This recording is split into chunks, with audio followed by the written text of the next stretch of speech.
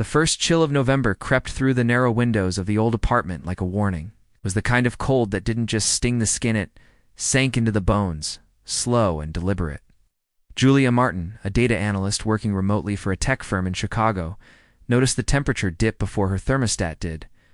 At first, she brushed it off as another fault in the aging radiators. But when the metal pipes stayed stubbornly cold all morning, she realized this wasn't neglect. It was intent. The landlord, Mr. Greg Thompson, had been growing increasingly hostile ever since Julia reported the black mold in the laundry room 2 months earlier. She had filed a simple maintenance complaint, expecting a routine fix. Instead, she had unleashed a vendetta. Greg, a man who wore his bitterness like armor, had always viewed tenants as temporary inconveniences, people who used his property, paid late, and complained too much. She paid early, followed every rule, and still managed to get under his skin. Her meticulousness challenged his negligence. Now, with winter fast approaching, the heat was off, and Julia's patience was wearing thin. She wrapped herself in 2 layers of sweaters, fingers trembling not from fear, but from the cold resolve that was beginning to build inside her. Most tenants would have called city services, lodged another complaint, or moved out. Julia, however, was built differently. Her mind was trained to see patterns, find loopholes, and expose what others tried to bury. She wasn't just a tenant anymore. She was a data analyst with a growing suspicion that this building had far more wrong with it than just broken heat. By the second night, she started logging everything: the time the heat cut off, the smell of leaking gas from the basement, the flicker of hallway lights that went out every night after 9 p.m. She began creating spreadsheets, mapping the irregularities like an investigation. What started as a coping mechanism became an obsession. She searched public databases, housing code archives, and city violation reports. Within hours, she had uncovered something unsettling. The building had 3 unresolved violations from previous year's electrical. Plumbing and pest control all marked pending. None had been addressed.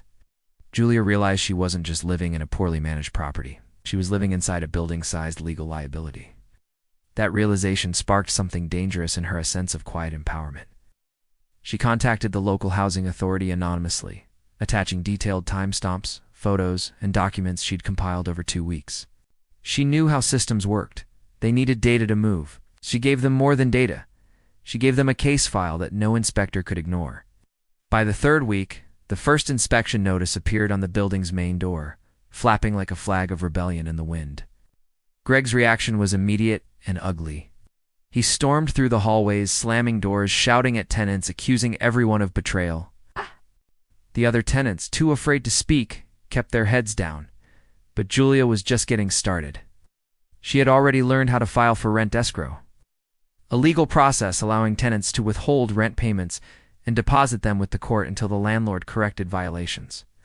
It was her first real strike. When she filed, she didn't just list the missing heat. She cited every infraction she could prove. Her data had become ammunition. The following month, as city officials began visiting the building regularly, Greg's grip began to slip. Notices turned into citations. Citations turned into fines. Fines accumulated into penalties. The building that had once been his steady stream of income was transforming into a financial burden he couldn't sustain. But Greg didn't go down quietly. Tried intimidation first, late night banging on doors, veiled threats slipped under welcome mats, accidental water shutoffs. Julia documented every one. She even installed a hidden camera outside her unit, capturing him cutting the power to her floor one night in a rage. Each act of retaliation only made her stronger, more precise, more determined. Then, one morning in January, a letter arrived taped to her door, an eviction notice. Failure to comply with lease terms, it said. Julia stared at it, her lips curling into a smile. She knew her rights. With the rent in escrow and documented retaliation on record, Greg's notice was not just invalid, it was illegal. Her next move was simple. She submitted every recording, every document, and every timeline entry to the city attorney's office. Within a week, Greg received a cease and desist order from the Department of Housing warning him of potential criminal penalties for harassment. He didn't see it coming, but Julia did. And as she watched him stumble under the weight of his own arrogance, she began to plan something even bigger. She had noticed something in the city's auction listings, a property with multiple liens, set for foreclosure. The address? Her own building? Julia wasn't just going to survive the winter, she was going to buy the building. The eviction notice stayed taped to Julia's door longer than she expected. Each morning she would look at it before leaving for work, her eyes tracing the landlord's signature. The careless scrawl that symbolized everything wrong with the system power without accountability. She didn't remove it immediately. She wanted it there as a reminder of what she was fighting against. Outside, the snow began to fall in slow, heavy sheets, blanketing the cracked pavement and softening the sharp outlines of the neglected building. Inside, her apartment had become a war room. Her kitchen table was buried under folders, files, and printouts, her personal archive of every violation and every retaliatory act committed by Greg Thompson. The pattern was undeniable. Years of neglect, hidden maintenance violations, and a long line of tenants who had been bullied into silence or forced to leave. Julia wasn't going to be another casualty in that pattern. Her analytical instincts kicked in as if she were auditing a corrupted data system. Each document became a node, each violation a connection, and soon she had built a network map of how Greg had manipulated the property's finances. Late payment inconsistencies, late filings, and unreported tenant deposits. What she found next was astonishing. Greg had defaulted on 2 property tax installments in the past year. That explained the foreclosure notice she stumbled upon earlier. The building was already halfway to being repossessed. She began pulling public auction data, something she had learned from her hobby of studying property trends. The city's foreclosure system, though slow, was transparent. Within weeks, she confirmed that her building was on the list for auction the following quarter. To most tenants, that would have been a disaster. To Julia, it was an opportunity. In her free hours after work, she began documenting the building as if she were preparing a case study. Photos of corroded pipes, cracked ceilings, leaking faucets, and peeling paint all, cataloged, time-stamped, and labeled. She started a digital folder titled Asset File. The name wasn't an accident. She had stopped thinking of herself as a victim. She was beginning to think like an investor. Meanwhile, Greg's situation worsened. He had underestimated how quickly the city's penalties would accumulate. Inspectors returned weekly, sometimes with police escorts, forcing their way into units to document unsafe conditions. The tenants, once too frightened to speak, started whispering encouragements in the hallways. Julia became a quiet legend among them, the girl who made the city listen. But while she was winning the legal battle, the living conditions continued to deteriorate. The heat returned sporadically, the plumbing gurgled with strange noises, and the air carried the musty scent of damp wood. Greg avoided her floor now, communicating only through angry emails and barely coherent notes slipped under doors. He was unraveling. Julia didn't respond. She knew that silence was its own weapon. Dead, she spent her time learning about property auctions, how to register, how bidding worked, and how liens affected ownership. Her analytical precision became her greatest strength. She calculated everything. Potential purchase price, estimated repair costs, projected rent income, even the future value of each unit if renovated properly. The more she studied, the more she realized how badly Greg had managed his assets. His negligence had turned potential profit into debt. His refusal to maintain had invited penalties. His arrogance had turned tenants into adversaries. It was poetic in its own way. The building wasn't just collapsing under its physical decay, it was collapsing under his ego. Weeks turned into months. By the time February rolled in, Julia's rent escrow case had already gone through the first hearing. The judge ruled in her favor, citing multiple violations and illegal retaliation by the landlord. Greg was ordered to restore full utilities and pay fines or risk further legal action. But by then it hardly mattered. The property's foreclosure date had been announced. Julia filed for the auction registration that same week. At work, no one knew about her double life. Her colleagues saw her as quiet, efficient, detached. But behind that calm exterior was a mind driven by precision and vengeance wrapped in data. Each spreadsheet she created, each file she printed it, wasn't just documentation, it was transformation. She was rewriting the narrative of what it meant to be a tenant. Late one night, she sat alone by her laptop reviewing the city's online auction portal. She felt her pulse quicken. She didn't have that kind of money, but she didn't need to not alone. That's when an idea sparked. Partnership. Through a local housing coop group, Julia connected with an investor named Maya Patel, an urban redevelopment specialist who focused on rehabilitating distressed properties. Julia presented her case like a corporate proposal, complete with data projections and cost breakdowns. Maya was impressed not by the numbers, but by Julia's precision and determination. They agreed to form a limited partnership. Julia would handle management, compliance, and tenant coordination. Maya would provide the capital. For the first time, Julia saw a clear path forward, not just to escape, but to own. As March neared, Greg finally realized what was happening. Notices of the foreclosure were now posted in plain sight, and tenants had stopped paying rent altogether, placing everything in escrow. His finances collapsed. He tried to list the property privately, but the liens made it impossible. His desperation grew. His anger turned to fear. Julia could sense it in the way he avoided her entirely now, his presence fading from the building like a ghost of authority past. By the time the auction date was set, she had everything ready: her research, partners' backing, her documents, and her proof that she had once lived here as a tenant, to witness to everything wrong with the place. When the day came, she walked into the courthouse, not as a victim but as a strategist.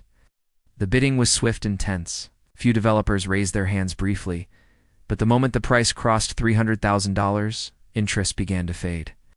The building's reputation had spread. No one wanted the liability, but Julia knew its hidden potential.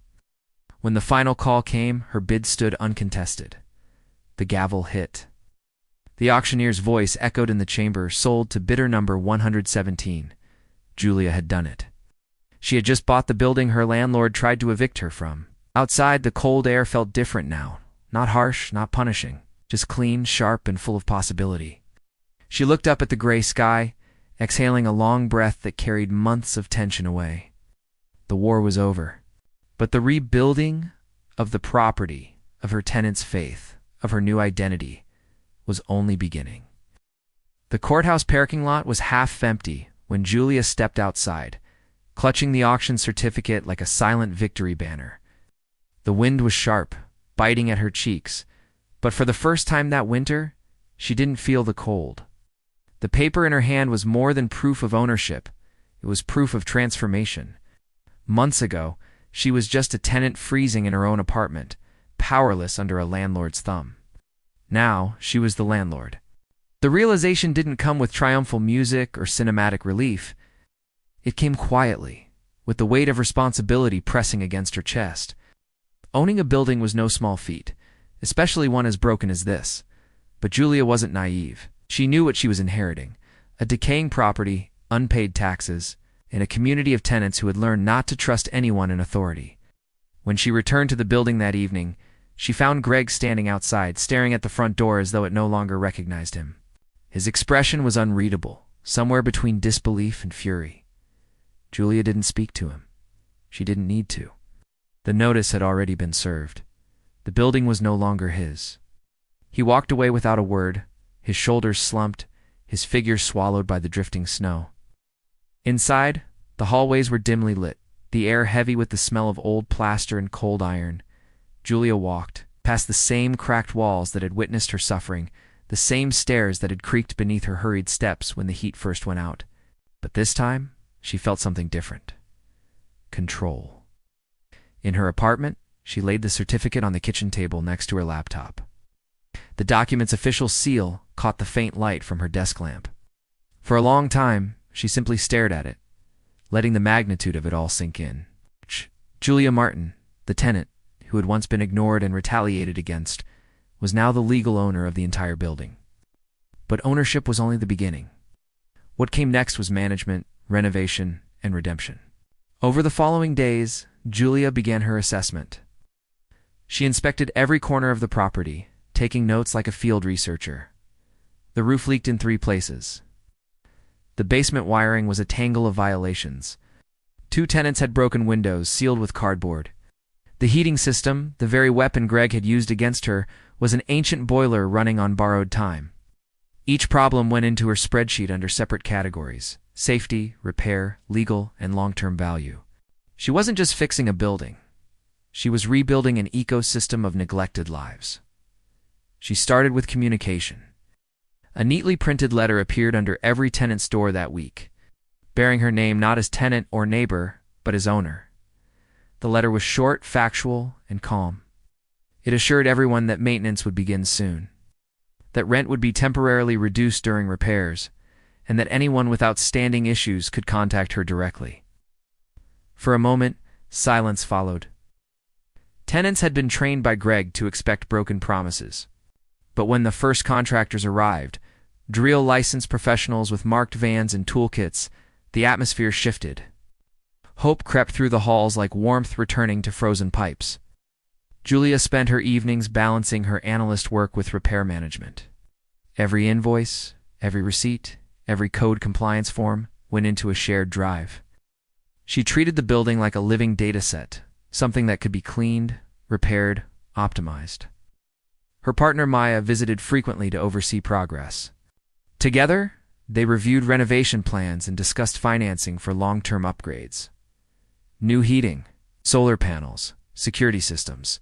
Julia insisted on keeping rents affordable even though Maya initially suggested higher returns. Julia's vision wasn't about profit, it was about power reclaimed the right way. One morning, as the new heating system rumbled to life for the first time, Julia walked through the building's corridors, listening. The hum of warmth filled the air. For the first time in months, no one was freezing, no one was pleading. The sound was steady, reassuring a heartbeat restored. But peace was temporary. Greg wasn't gone entirely. Word spread that he was contesting the auction, claiming procedural errors. He filed motions, sent letters, tried to intimidate Julia with legal jargon. But she knew the process well by now. Every claim he made was met with documentation, time-stamped, notarized, and legally precise. Each attempt to shake her resolve only hardened her further. When his final appeal was dismissed, Julia received official confirmation of ownership undisputed. That night, she slept soundly for the first time since the day the heat went off. Spring arrived slowly, melting the last of the city's winter crust. Flowers bloomed through cracks in the sidewalks, and with them came a renewed sense of life inside the building. The hallways were painted fresh beige, broken mailboxes were replaced. Even the front door, once rusted and bent, gleamed with a new steel finish. Julia stood outside one morning, watching delivery drivers and neighbors pass by, realizing she had turned a place of fear into something stable. Still, she kept her humility. She remembered the loneliness of those first nights without heat, the silence of being ignored. She carried that memory as a guide, ensuring she never became what Greg had been. Yet deep down, another feeling began to stir, understanding that this victory was only one part of a larger story. The system that allowed landlords like Greg to exploit tenants was still intact, and her experience had opened her eyes to how deeply broken it was. If one building could change, why not many? Maya had mentioned expansion, other properties in similar distress, other tenants living under the same weight of neglect. Julia didn't dismiss the idea. Instead, she began studying patterns again, pulling data from city records, identifying clusters of foreclosures and violations. Her spreadsheets, once filled with evidence of suffering, were now maps of opportunity, blueprints for transformation. On the first warm evening of April, she stood on the building's rooftop, looking over the city skyline. Lights flickered in distant apartments, countless windows filled with lives she would never know. The city below was full of people like her, ordinary tenants fighting invisible battles. The night breeze carried the faint scent of concrete dust and fresh paint. Julia smiled faintly. She had turned retaliation into ownership, data into power, pain into strategy. Below her, the building's furnace hummed quietly, no longer a weapon but a symbol of resilience. She whispered to herself almost as a promise, never again, because now she wasn't just a tenant who bought her building. She was a woman who had rewritten the rules. The weeks that followed were a blur of construction dust, invoices, and small victories. The building that had once been a symbol of oppression was transforming before Julia's eyes, new windows glinting in the sunlight, hallways echoing with the sounds of work instead of shouting, yet beneath the satisfaction, an unease lingered. Ownership, she was learning, carried its own kind of ghosts. Every decision now had a ripple. Every upgrade meant balancing cost and consequence. And every day, Julia confronted traces of Greg's neglect, trusted pipes, unpaid bills, and the distrust of tenants who still flinched when someone knocked on their doors. She could fix the structure, but the scars of fear ran deeper. Her mornings began with spreadsheets. Her nights ended with floor plans. In between, she fielded endless calls. Contractors needing permits, inspectors needing documents, tenants needing assurance. She became both engineer and therapist, financial analyst and mediator. The work consumed her, but it also defined her. Still, she couldn't shake the sense that Greg wasn't gone for good. It started with whispers to nights mentioning they'd seen him in the neighborhood, sitting in his truck across the street, staring at the building for hours. Julia didn't believe it at first. Why would he come back to a place that symbolized his failure? But one evening, as she reviewed reports by the lobby mailboxes, she noticed an envelope without a stamp. Inside was a single sheet of paper. No words, just a photograph. Her old eviction notice taped to her door months ago. The message was clear. He hadn't forgotten. Julia didn't scare easily, but she understood intimidation. It was Greg's old playbook. He thrived on psychological warfare, and he wanted her to feel hunted even in her own victory. She reported the incident to the police, but they dismissed it as nuisance behavior. She knew better. This was the final flicker of a man who had lost everything: his income, his pride, his control. She did what she had always done. She documented it. She filed the report, saved copies, logged dates and times. Evidence was her armor. Data. But even with data on her side, the feeling of being watched settled deep in her nerves. Late at night, she would hear footsteps in the alley, or the crunch of gravel near the basement stairs. The contractors had packed up. The workers had gone home. Yet sometimes the lights in the boiler room flickered on at odd hours. She stopped dismissing it as coincidence. One Saturday afternoon, she decided to check for herself. The basement was colder than the rest of the building, its cement walls still scarred with old water stains. As she descended, the hum of the new heating system echoed softly through the pipes. Everything appeared in order till she noticed a toolbox shoved behind the furnace. It was Greg's. His initials were carved crudely into the metal lid. He had been here recently. Julia stood in the silence, steadying her breath. This wasn't fear anymore. It was recognition. Greg wasn't haunting her building because he wanted it back. He was haunting it because he couldn't stand the idea of her owning it. It wasn't about property. It was about pride. She left the toolbox where it was and installed cameras throughout the basement that same evening. She wasn't going to confront him directly. She didn't need to. The footage would tell the story if he came again. Days turned into weeks, and spring deepened into early summer. The building bloomed with life-potted plants on balconies, children playing in the hallways, laughter replacing tension. Tenants began to trust her, not because of words, but because of results. When leaks appeared, they were fixed within days. When garbage piled up, it was cleared the same afternoon. Julia made sure her office door, converted from the old laundry room, was always open. The sense of community she'd built was quiet but powerful, a collective sigh of relief after months of survival. Still, she couldn't ignore the camera alerts that pinged on her phone every few nights. A shadow moving near the boiler room door. A silhouette lingering near the alley. The timestamps were always similar, between midnight and 2 a.m. Whoever it was knew when the building was silent. She began to recognize the pattern, the same way she recognized data anomalies.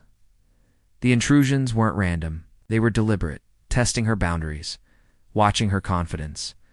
One night, she sat in her apartment, lights dimmed, watching the live feed from the basement camera. The screen flickered static for a moment, then movement. A figure stepped into frame. A man in a heavy jacket carrying something metallic. He crouched near the furnace panel, fumbling with the pipes. Her heart pounded, not from fear, but from cold, sharp focus. She didn't call the police. Not yet. Instead, she recorded everything, time-stamped it, and waited. The man moved toward the old fuse box, his face briefly illuminated by the dim basement light. It was Greg. He was trying to sabotage the system he'd once weaponized against her. The camera caught every second his hands, his tools, the deliberate act of tampering with property he no longer owned. When Julia finally called the police, she didn't sound panicked. Her voice was steady, calm, controlled. "There's a trespasser in my building," she said simply. "I have the footage." By the time officers arrived, Greg was gone. But the evidence was undeniable. Within days, she filed a restraining order, attaching the video as proof. It wasn't just about safety anymore, it was about closure. The law, once powerless to protect her as a tenant, now stood firmly behind her as the owner. After that night, the shadows stopped appearing. The cameras stayed quiet. The building exhaled again. Julia began focusing on the future.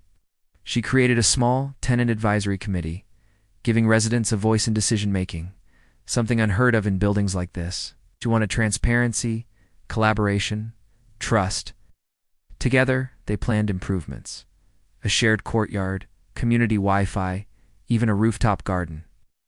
What had begun as revenge was evolving into reform.